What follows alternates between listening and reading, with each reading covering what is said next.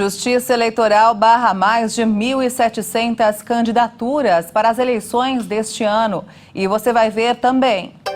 Governo libera a entrada de não vacinados contra a Covid no Brasil, desde que apresentem teste negativo. Confiança industrial sobe 3 pontos e apresenta otimismo com a economia nos próximos meses. Acionistas aprovam a venda do Twitter para Elon Musk, que tenta deixar a negociação. Caixão com o corpo da rainha Elizabeth II chega sob aplausos ao Palácio de Buckingham, em Londres. Agora, no Jornal das 18h30.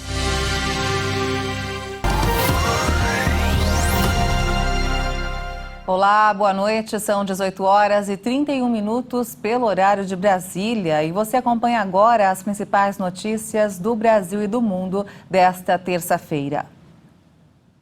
Com o fim do prazo para julgamento dos registros eleitorais, 1.779 candidatos foram considerados inaptos pela Justiça Eleitoral.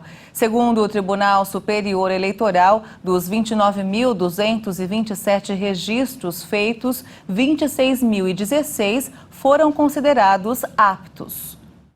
O TSE é responsável por julgar a candidatura dos candidatos à presidência e à vice-presidência da República, as candidaturas ao Senado, à Câmara dos Deputados, à Câmara Legislativa do Distrito Federal, às Assembleias Legislativas e aos governos estaduais e distrital são julgadas pelos tribunais regionais e eleitorais dos 26 estados e do Distrito Federal. O prazo para o julgamento dos registros e dos recursos nos TRS também terminou nesta segunda. Dos 1.779 pedidos considerados inaptos pela Justiça Eleitoral, 904 tiveram a candidatura indeferida, 845 renunciaram à disputa, 14 não chegaram a ter o pedido analisado, 13 tiveram o pedido cancelado e 3 candidatos tiveram o registro inviabilizado por terem morrido. No caso dos candidatos considerados aptos, 25.106 estão totalmente regularizados, o que equivale a 96,5%. O governo federal alterou as regras para a entrada de viajantes no Brasil por causa da pandemia de Covid-19. Com a mudança, os viajantes podem optar por apresentar o comprovante de vacinação ou o teste negativo para a entrada no Brasil, incluindo não vacinados. Anteriormente, a regra geral para a entrada no país incluía a vacinação contra a doença, sendo a apresentação de teste negativo, válida como substituição ao comprovante vacinal apenas em casos específicos como pessoas com laudo de contraindicação ou aquelas não aptas à imunização devido à idade. As novas regras já estão em vigor e devem ser observadas por viajantes e operadores de transporte aéreo, aquaviário e terrestre. A medida simplifica os controles existentes, pois possibilita que qualquer viajante possa cumprir algum dos requisitos necessários. Com a inflação alta e os preços dos alimentos em elevação, as famílias brasileiras estão tentando equilibrar o orçamento na hora de ir ao supermercado. Uma alternativa dos consumidores tem sido recorrer às marcas próprias e a compras em atacarejos. Dados da Associação Brasileira de Marcas Próprias e Terceirização mostram que a média de itens e o ticket médio de marcas próprias chegam a ser 120% maior em comparação com as marcas tradicionais. Entre janeiro de 2019 e o primeiro mês deste ano, o gasto dos brasileiros com esse tipo de produto cresceu mais de 22%. Um dos motivos é o preço menor. De acordo com a entidade, itens de marca própria custam até 30% menos do que as bandeiras tradicionais. Um exemplo disso é o leite, que tem sido um dos protagonistas da inflação. Um levantamento da Horus, empresa de inteligência de mercado, mostra que em fevereiro o leite de marca própria era em média 15% mais barato do que o de marcas tradicionais. Em junho, último dado disponível, a diferença caiu um pouco, mas seguia até 10% mais barato. O consumidor que trocar a cesta básica com produtos tradicionais por aqueles de marca própria deve economizar cerca de 25% a 30%. Ainda conforme a pesquisa, entre janeiro e junho deste ano, o açúcar de marca própria custou 6,6% menos do que os tradicionais. O arroz branco sai 9,7% mais barato e o feijão preto 4,1%. O setor industrial demonstrou otimismo com a economia para os próximos meses. A confiança da indústria melhorou pelo segundo mês seguido. O índice de confiança do empresário industrial subiu 3 pontos e alcançou o nível mais elevado desde agosto do ano passado. De acordo com a Confederação Nacional da Indústria, esse é o segundo mês seguido de melhora da confiança do setor. Ficou em 62,8 pontos no mês. O resultado acima da linha divisória de 50 pontos demonstra que a indústria segue confiante. O índice de condições atuais avançou 4,2 pontos e ficou em 58,4 pontos em setembro. O índice de expectativas também subiu, uma alta de 2,4 pontos e demonstra otimismo ainda mais forte da indústria para os próximos 6 meses. Foram ouvidas cerca de 1.500 empresas entre os dias 1º e 8 de setembro. E um dos principais motivos dessa melhora na economia é a queda nos preços dos combustíveis. O preço da gasolina registrou queda pela 11ª semana seguida, como anunciou hoje a ANP. O repórter Dionísio Gonçalves tem mais informações. Os consumidores que param em um posto de gasolina estão tendo uma boa surpresa. Encontram o preço do litro 2,5% mais barato, segundo o levantamento feito pela ANP, Agência Nacional de Petróleo, Biocombustíveis e Gás Natural. A média de preço no país é de R$ 5,04. Os dados são referentes ao período entre 4 e 10 de setembro. Isso representa 13 centavos a menos se comparado à semana anterior. Esta é a 11ª semana consecutiva de queda. A Agência Nacional de Energia Elétrica quer tornar obrigatória a opção Pix como pagamento da conta de luz sempre que os consumidores solicitarem. As formas de pagamento, como débito em conta e por leitura do código de barras, vão continuar válidas. A proposta vai ficar aberta por 45 dias a partir de amanhã. Em caso de aprovação após o final da consulta pública, as distribuidoras terão 90 dias para implementar a medida. A inflação nos Estados Unidos desacelerou no acumulado de 12 meses, encerrado em agosto de 2022, para 8,3%, segundo dados do Índice de Preços ao Consumidor divulgados hoje. Na comparação com julho de 2022, a variação foi 0,1%, valor maior que o esperado pelo mercado. A projeção era de um recuo de 0,1%. Em julho, o índice de preços ao consumidor não teve alteração mensal, acumulando alta de 8,5%. O núcleo do IPC, que exclui itens com grande variação, como alimentos e energia, teve alta de 0,6% em agosto, enquanto o acumulado de 12 meses subiu para 6,3%. Apesar da queda nos preços dos combustíveis iniciada em julho ter continuado em agosto, o movimento acabou sendo compensado pelos aumentos nos custos do aluguel e alimentação. A inflação geral está desacelerando à medida que os preços de bens recuam. A expectativa do mercado era que o país registrasse deflação em agosto, o que abriria a margem para que o Federal Reserve, o Banco Central norte-americano, realizasse altas de juros menores a partir de setembro. Para este mês, o mercado indica uma terceira alta consecutiva de 0,75 ponto percentual, após declarações do presidente da autarquia, Jerome Powell. E vamos ver agora como ficou o mercado financeiro. O dólar fechou em forte alta nesta terça-feira após a divulgação dos dados de inflação dos Estados Unidos. A moeda norte-americana subiu 1,79% e encerrou o dia cotada a R$ 5,187 na venda. Já o Ibovespa, o principal índice da Bolsa de Valores de São Paulo, a B3, fechou em queda acentuada hoje também por causa da inflação dos Estados Unidos, que fechou acima do esperado. O índice recuou 2,30% a 110.794 pontos. E a Bolsa Brasileira ganhou com folga da economia estrangeira. O Ibovespa acumula alta de quase 5% no ano, enquanto índices como o Dow Jones caem mais de 15%. Neste ano, com a alta da inflação global, os rumos ainda incertos da pandemia na China, a guerra entre Rússia e Ucrânia e a crise energética na Europa têm feito com que os mercados no exterior sofressem até mais do que o brasileiro. Até o dia 6 de setembro, o Ibovespa, o principal índice da Bolsa Brasileira, entregava uma alta de 4,71% no ano. Um dos instrumentos mais usados pelas pessoas físicas são os fundos de gestão passiva que acompanham o índice da Bolsa Estrangeira para diversificar a carteira no exterior. Um levantamento recente mostrou que grandes empresas como Google, Facebook, Tesla e Amazon têm tido maiores números de investidores no exterior. E você vai ver ainda nesta edição, acionistas aprovam venda do Twitter para Elon Musk, que tenta deixar a negociação.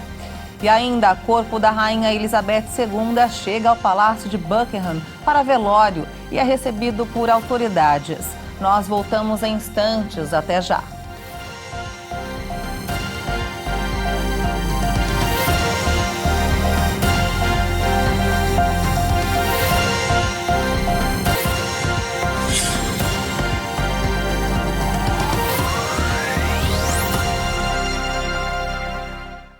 Estamos de volta, são 18 horas e 45 minutos pelo horário de Brasília. E vamos agora direto ao Rio de Janeiro com informações desta terça-feira com o repórter Anderson Nascimento. Boa noite, Anderson. Ótima noite para você que nos acompanha. Homem é preso no Rio por tingir feijão para conseguir maior lucro nas vendas. Um homem foi preso por pintar feijões fradinho para vender como se fossem feijões de corda. O suspeito de 43 anos foi detido em São João de Meriti vendendo o produto em uma feira livre, no bairro de Vilar dos Teles, na Baixada Fluminense. Segundo a polícia, após pesquisas de mercado, foi verificado que o preço médio do fradinho custa cerca de R$ 6,50. Já o feijão de corda está em R$ 27,50. Ao ser preso, o homem confirmou à polícia que já realizava a fraude na Baixada Fluminense nos dias de semana. Já aos fins de semana, ele disse que vendia o produto em São Gonçalo, em uma feira nordestina no bairro de Neves. Agentes da Delegacia Especial de Crimes contra o Consumidor foram verificar uma denúncia na zona portuária do Rio, onde encontraram e interditaram uma produção clandestina de feijões pintados. No local, foram achados equipamentos utilizados para o manuseio e manipulação da fraude. O autor, que não teve o nome divulgado, foi preso por crime contra as relações de consumo. E uma operação da Polícia Militar com o objetivo de coibir roubos de veículos e cargas na região da Vila Kennedy, em Bangu, na zona oeste do Rio, deixou os moradores em estágio de alerta. Segundo a Polícia Militar, 6 suspeitos foram feridos e levados para o Hospital Albert Schweitzer, em Realengo. Foram apreendidos pistola, radiocomunicador e entorpecentes. Bom, eu fico por aqui, mas eu volto amanhã com mais notícias do Rio. Obrigada, Anderson, pelas informações e até amanhã. O Ministério da Saúde promoveu hoje o Dia S contra o sarampo. A repórter Maria Clara Leite tem mais informações. Neste Dia S de combate ao sarampo, o Ministério da Saúde deu início à busca ativa de pessoas com a suspeita da doença, com o objetivo de eliminar o vírus no país. A ação, realizada em conjunto com os serviços de saúde estaduais e municipais, visa também eliminar a rubéola. E como é que é feita essa busca? Bem, ela acontece em estabelecimentos de saúde públicos ou privados, residências, creches, escolas, ambientes de trabalho, entre outros. Quando esses casos são identificados, devem ser notificados e daí é preciso seguir com a investigação e a coleta de amostras clínicas até o resultado final. Para que o Brasil alcance novamente a certificação de eliminação do sarampo, o Ministério da Saúde reforça a importância da vacinação.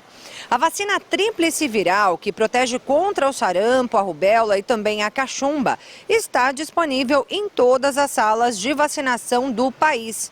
E a gente lembra aqui que esse imunizante também faz parte da campanha de multivacinação 2022, que visa atualizar a carteirinha de vacinação das pessoas e que foi prorrogada até o dia 30 de setembro. E vamos agora aos destaques internacionais. Os acionistas do Twitter aprovaram hoje a venda da rede social para Elon Musk. Mas o resultado do acordo será definido em uma batalha judicial entre a empresa e o bilionário, que em julho desistiu de seguir adiante com a aquisição.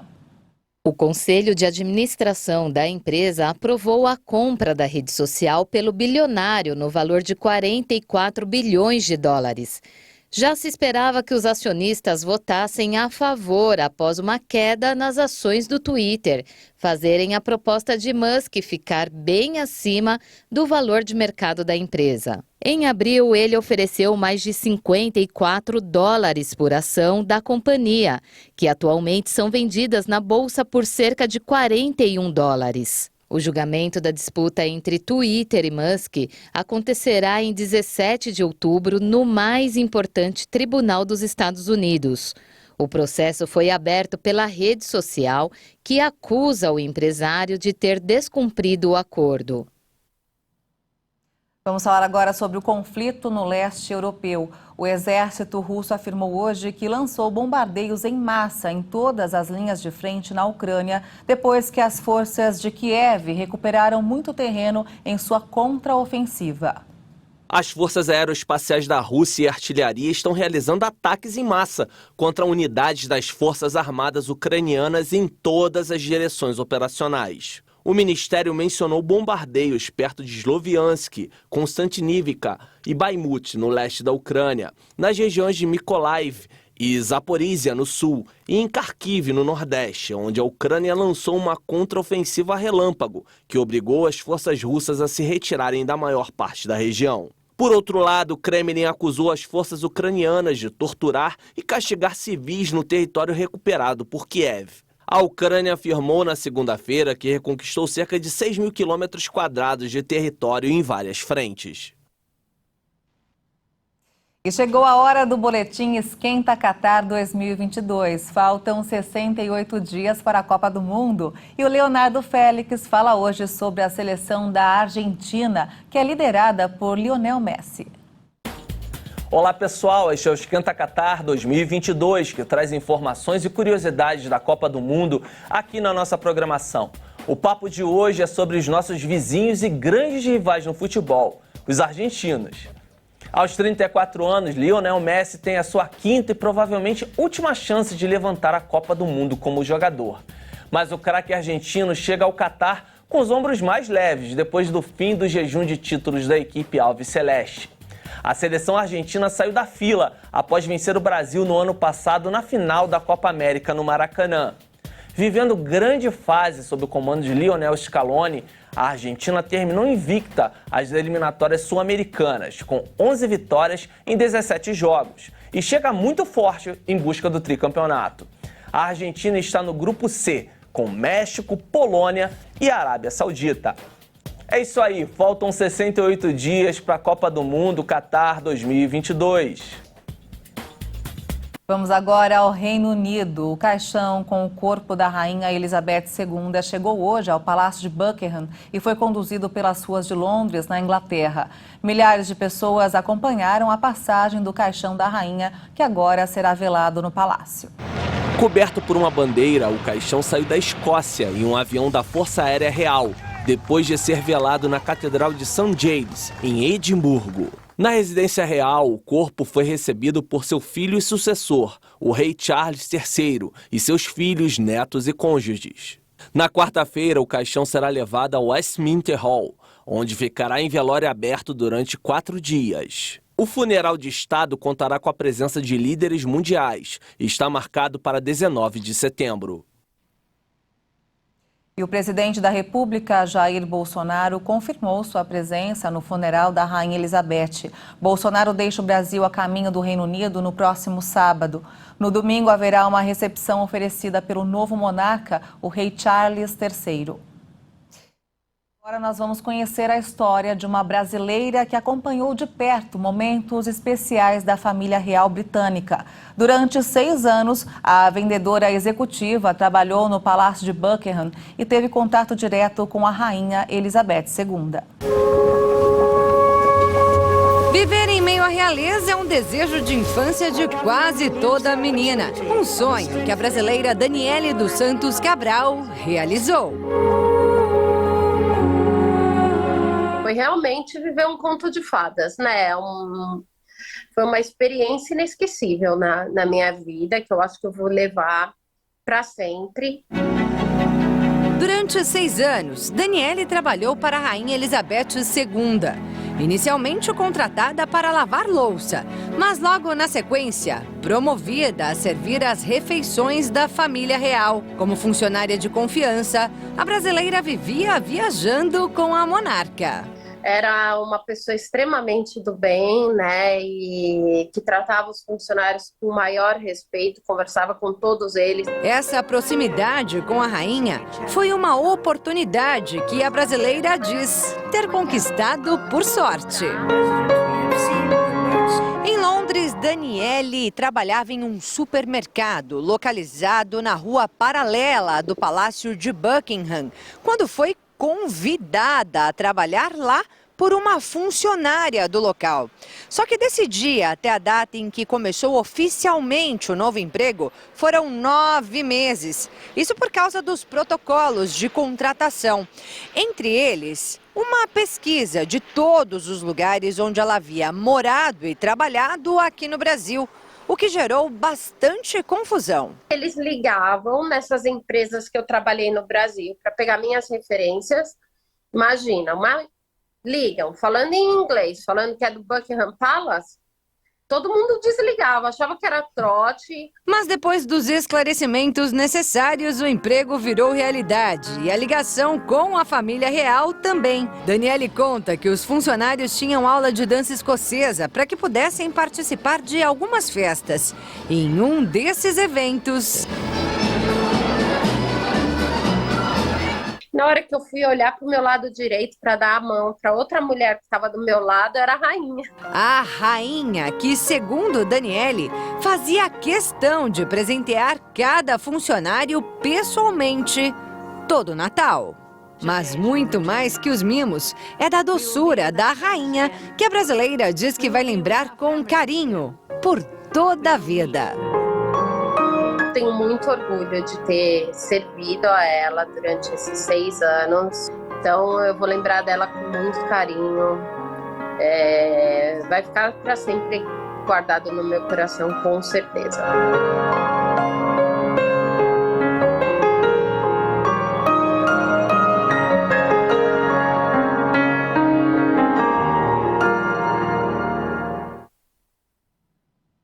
Muito bacana, né? E o Jornal das 18h30 fica por aqui. Você acompanha outras informações durante a nossa programação. Obrigada pela sua companhia, uma boa noite para você e até amanhã. Tchau.